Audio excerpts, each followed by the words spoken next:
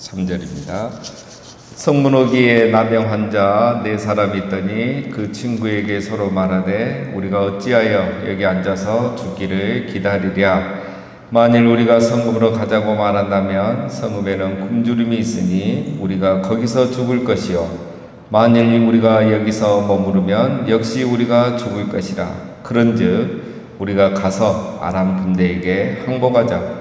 그들이 우리를 살려두면 살 것이요 우리를 죽이면 죽을 것이라 하고. 자, 어제 본문과 계속 이어지고 있습니다. 현재 상황은 이스라엘에는 기근이 있고 북이스라엘입니다.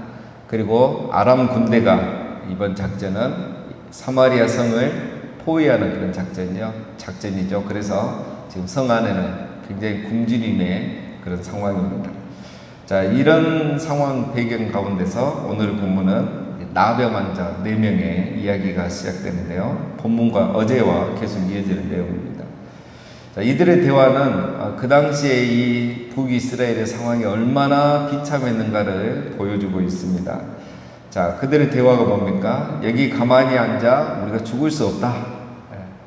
여기에 있어서 이렇게 가만히 있다가 우리가 굶어 죽을 수 없다는 거죠. 그 당시에는 이제 이 나병 환자들은 먹을 게 없으니까 이렇게 성 안에 들어가서 또 먹을 것을 구걸해 오기도 하고, 또 성문이나 성벽 밖에 있으면 사람들이 이렇게 먹을 거 던져주죠. 또 가족들이 던져주고, 그러면 그거 이제 받아서 먹고 살기도 하고 이렇게 했는데, 지금은 뭐 기근이 심하고 또 아람 군대가 성을 포위하고 있으니까 이게 아무것도 안 되는 거예요. 그래서 굶어 죽게 된 거죠. 그래서 성 안에 들어가도 어차피 굶어 죽을 것이고, 우리가 성 밖에 있어도 굶어 죽을 것이고, 그러니 차라리 어떻게 하자? 아람 군대에 가서 항복하자. 그들이 가서 항복을 하자. 우리는 이스라엘 사람이니까 가서 항복하면 그들이 죽일 수도 있죠. 그러면 죽으면 되고, 어차피 여기서 있어도 굶어 죽고 성 안에 들어가도 굶어 죽으니까 차라리 항복해서 빨리 죽자.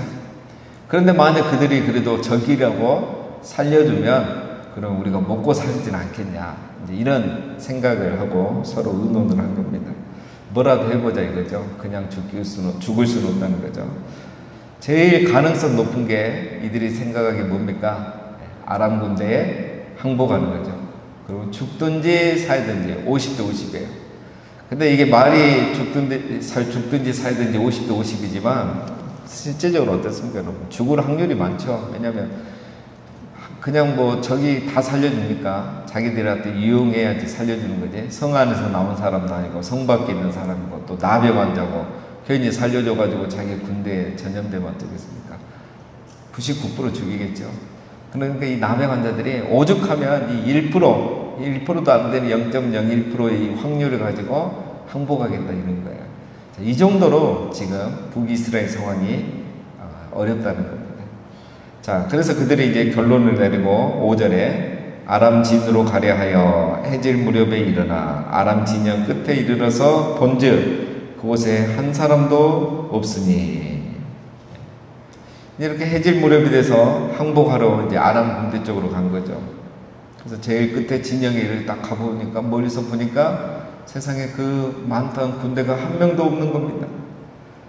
여러분, 사마리아 성을 이렇게 에워쌌다 했잖아요. 포위 작전이잖아요, 이번에. 그러면 그 성을 포위할 정도면 얼마나 많은 군대가 왔겠습니까?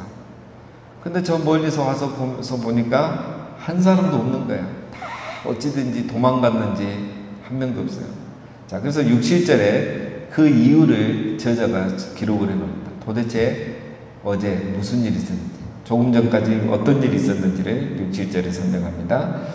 이런 주께서 아람 군대로 병거 소리와 말 소리와 큰 군대 소리를 듣게 하셨으므로 아람 사람이 서로 말하기를 이스라엘 왕이 우리를 치려하여 헷 사람의 왕들과 애국 왕들에게 값을 주고 그들을 우리에게 오게 하였다 하고, 해질 무렵에 일어나서 도망하되 그 장막과 말과 나귀를 버리고 진영을 그대로 두고 목숨을 위하여 도망하였습니다. 자, 이 아직 나병 환자들은 이런 상황을 모르는 거죠. 무슨 일이 조금 전에 있었습니까? 하나님께서 이 아람 군대로 하여금 큰 병거와 말소리를 듣게 한 거예요. 실제로 일어난 일은 아닙니다. 자, 그런데 이걸 듣고 이 아람 군대가 무슨 생각을 했냐, 이제 이게 중요한 거죠. 이렇게 큰 말 발자국 소리, 또 달려오는 소리, 병거 소리가 난 걸 보니까 이스라엘 군대 갖고는 이 정도 큰 소리가 나지 않는 거예요. 그래서 이스라엘이 우리를 공격하기 위해서 저 헷족속과 애굽에 돈을 주고 이렇게 연합군을 형성해서 이 세 나라가 함께 우리를 공격하는구나, 이렇게 생각을 한 겁니다. 상상을 한 거예요. 아니면 이렇게 많은 군대의 소리가 들릴 일이 없기 때문에. 실제로 일어난 일도 아닌데 들었을 뿐만 아니라 듣고도 그냥 끝낼 수 있는데 그렇게 상상을 하게 된 거죠. 그래서 이 아람 군대가 깜짝 놀라서 기습 공격을 당한다고 생각하고 다들 그냥 도망간 거예요. 도망가면서 얼마나 급하게 도망을 갔는지 오늘 보면 뭐랍니까? 장막과 텐트와 말과 나귀를 그대로 버려두고 도망갔다는 거예요. 이게 상황이 굉장히 급박했다는 거죠. 그래서 하나도 챙기지 못하고 다 그냥 살려고, 자기 목숨 하나를 살려고 도망간 거예요. 하나님께서 이스라엘을 돕고 이 아람 군대가 다 도망가기 위해서 이런 방법을 사용하신 거예요. 얼마나 놀랍습니까, 여러분? 이 사건 6, 7절에 보면 놀라운 게 많죠. 이 사람들이 먼저 병거와 말소리를 듣게 하신 것도 놀랍죠. 아무 일도 없는데 그걸 듣게 하는 거예요. 그리고 아람 군대가 이걸 확인해 볼 수도 있잖아요. 그 중에 누구 한 명, 지휘관 한 명만 정신 차려도 이럴 수가 없는데 우리가 다 밖에 이렇게 천병들 보내놓고 지키고 있는데 소식이 없었는데 이럴 수가 있나? 네 가서 확인해 봐라. 할 수 있는데 그런 생각 한 사람이 한 명도 없고 그냥 다들 지레 겁을 먹은 거예요. 그것도 놀라운 일이죠. 그래서 싸울 생각 한 번도 안 해본 거예요. 그래도 용기 있는 지휘관 한 명만 있어도 여기서 싸워보겠죠. 자기 부대를 이끌고 나가겠죠. 근데 싸울 생각한 사람이 한 명도 없는 것도 놀라웁니다. 그리고 목숨만이라도 살려고 그래도 군인이고 장수가 있었을 텐데 한 명도 안 남고 다 도망간 것도 놀라운 일이고, 우리는 내 싸움이 아니니까 별로 안 놀라시는데 더 놀라운 건 뭡니까? 마지막 하나는 도망가면서 다 남겨놓고 도망간 거. 이것도 은혜예요. 여러분, 나귀도 가져가고 말도 가져가고 다 가져갈 수 있잖아요. 텐트만 놔두고. 얼마나 급하게 갔는지 말도 놔두고 나귀도 놔두고 은, 금 다 놔두고 한 거예요. 먹을 것도. 우리 하나님이 역사하시면 이렇게 역사하시는 거예요. 왜 하나님이 이렇게 하셨을까요? 그냥 어떻게 해도 되는데. 이스라엘 백성에게 지금 필요한 것이 식량이잖아요. 너무 오랫동안 못 먹고 자기 자식을 먹어야 될 상황이 됐잖아요. 그래서 하나님이 그냥 이기게만 해주신 게 아니라 이스라엘 백성들에게 이렇게 식량과 말과 나귀 필요한 것을 다 공급해 주신 겁니다. 여러분, 이 사람들이 그냥 싸워서 얘기하고 이 전리품도 없으면 그 승리가 무슨 큰 의미가 있겠습니까? 지금 이 상황에서 승리만큼 중요한 게 식량이잖아요. 여러분, 우리 하나님은 이렇게 역사하십니다. 오늘 이 사건 어떻게 보여주십니까? 말씀대로 다 이루어지잖아요. 하나님 말씀하신 대로 이루어지는 거예요. 그래서 물가가 이제 완전히 회복이 됩니다. 얼마나 이 전리품을 많이 다 가져왔으면 물가가 회복이 돼요. 그래서 승리하게 될 뿐만 아니라 백성들의 배고픔도 해결해 주시는 거예요. 우리 하나님이 이런 분이십니다. 한 선지자의 아내가 자기 죽은 남편과 빚 문제와 아들 문제 때문에 엘리사에도 나왔을 때 어떻겠습니까, 여러분? 하나님이 그 가정의 필요까지 채워주시잖아요. 빚 문제만 해결해 준 게 아니라 아들 문제만 해결해 준 게 아니라 생계를 해결해 주셨어요. 수냄 여인도 마찬가지입니다. 하나님은 이기게 하실 뿐만 아니라 이렇게 우리를 돌보시는 하나님이신 줄 믿습니다. 8절, 그 나병 환자들이 진영 끝에 이르자 한 장막에 들어가서 먹고 마시고 거기서 은과 금과 의복을 가지고 가서 감추고 다시 와서 다른 장막에 들어가 거기서도 가지고 가서 감추니라. 나병 환자들이 와서 보니까 세상에 이게 무슨 일이겠습니까?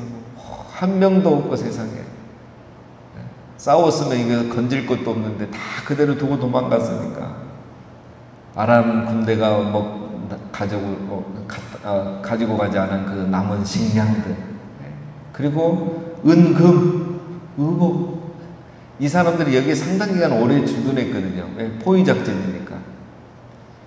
그러니까 먹을 것도 많고 은금도 많고 옷도 많고, 그래서 나병 환자들이 이걸 와서 싹 먹고 마시고 은금, 의복은 가져가다가 자기 있던 데도 어디 몰래 숨겨놓고 와서 또 가져가서 또 숨겨놓고, 이 큰 군대를 4명이서 가져가려니까 얼마나 그 남은 게 많겠습니까? 그런데 이렇게 계속 하고 먹고 감추다 보니까 양심의 가책이 든 거예요. 왜 그러겠습니까? 나는 배부른데 성 안에 있는 사람들은 굶어 죽어가고 있는 거예요. 자기들만 먹고 배부른 게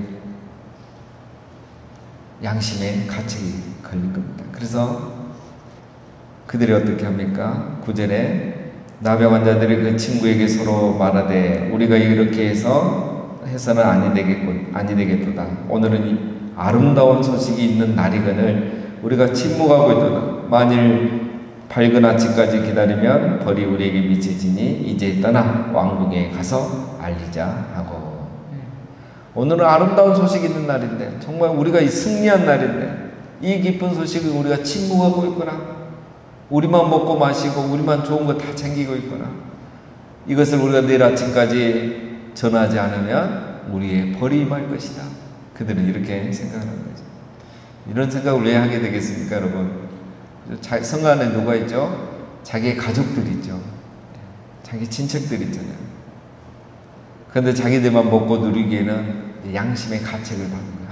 아니구나. 이 기쁜 소식을 빨리 전해야 되겠구나. 이것은 여러분, 오늘 이 나병 환자들의 고백, 우리가 이거 굉장히 설교 많이 듣잖아요. 자, 여러분, 이 나병 환자들의 고백과 마음은 좋은 것을 먼저 누리는 자들이 가져야 될 생각인 겁니다. 그래서 여러분, 우리도 좋은 것을 먼저 누린 사람들이죠. 우리는 복음을 먼저 누린 사람입니다. 여러분, 나병 환자는 이 은혜를 누릴 자격이 없죠. 그런데 하나님께서 그들에게 그 은혜를 주신 겁니다. 우리도 마찬가지입니다. 우리가 이 은혜, 복음을 먼저 누릴 자격은 없지만 하나님이 우리에게 먼저 이런 기회와 은혜를 베풀어 주신 겁니다. 그래서 우리는 이 은혜를 먼저 받았고 경험한 자로서 무슨 생각을 해야 되겠습니까? 오늘 이들처럼 아직도 이 좋은 소식, 아름다운 소식을 누리지 못하는 우리의 가족과 친척, 지인을 생각해야 하는 것입니다. 왜 그렇죠? 그들은 몰라서 아직도 이 죽음의 성 안에서, 두려움의 성 안에서, 또 경쟁사에 살아가는 이 경쟁의 성 안에서 사람들은 두려움과 고통 속에 살아가고 있거든요. 먼저 경험하는 우리, 먼저 발견한 우리가 이 소식을 전해주지 않으면 그들은 여전히 두려움과 배고픔과 이 고통의 성 안에서 여전히 살아가게 되는 겁니다. 그래서 우리가 이 아름다운 소식을 전해야 되는 부담감을 갖고 전해야 하는 거죠. 우리가 늘 이 본문을 볼 때마다 로마서 말씀과 연결하지 않습니까? 누구든지 주의 이름을 부르는 자는 구원을 받으리라. 그러나 어떻습니까? 이게 쉽게 일어나는 게 아니죠. 먼저 그들이 믿지 아니한 일 어찌 부르리요, 듣지도 못한 일 어찌 믿으리요, 전파하는 이가 없이 어찌 들으리요. 우리가 전파해야 그들이 듣고 믿고, 그래서 이 좋은 것을 함께 누릴 수 있는 거죠. 사도 바울이 고린도전서 9장에서 이렇게 고백하죠. 내가 복음을 전할지라도 자랑할 것이 없음은 내가 부득불할 일입니다.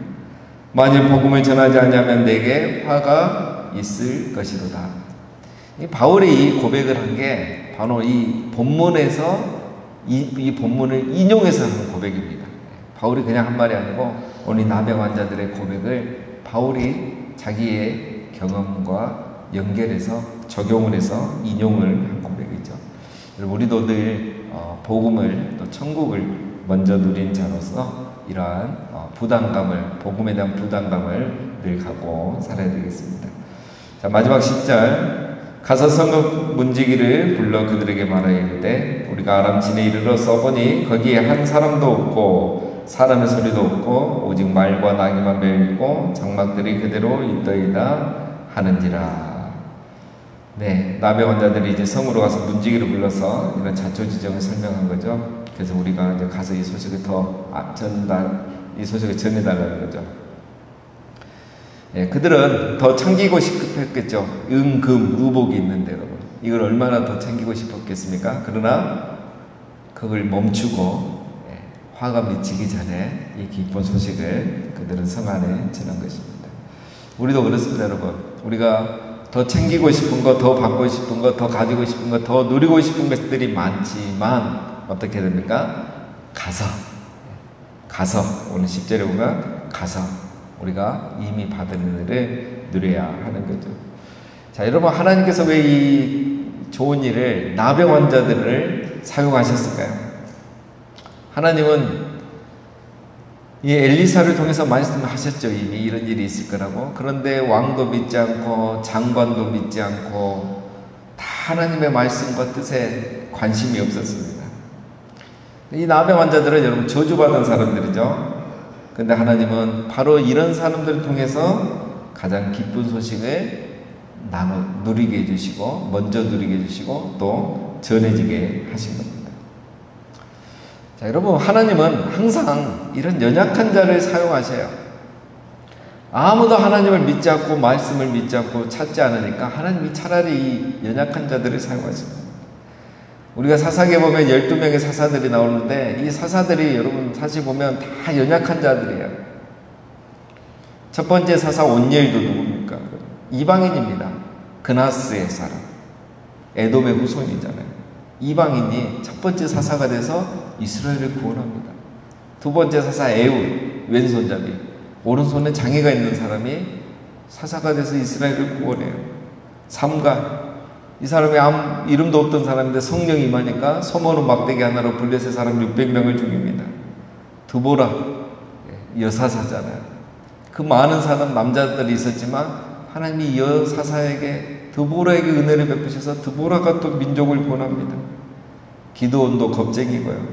입다는 기생의 아들이고 오늘 우리로 말하면 조폭 출생이에요. 삼손 대단한 사람 같지만 사실 평범한 이 농부의 가정에 평범한 아들이었습니다. 하나님께서 다 그런 사람들을 사용하신 거죠. 오늘 우리도 하나님께서 긍휼히 여기셔서 우리에게 이런 은혜를 베풀어 주신 겁니다.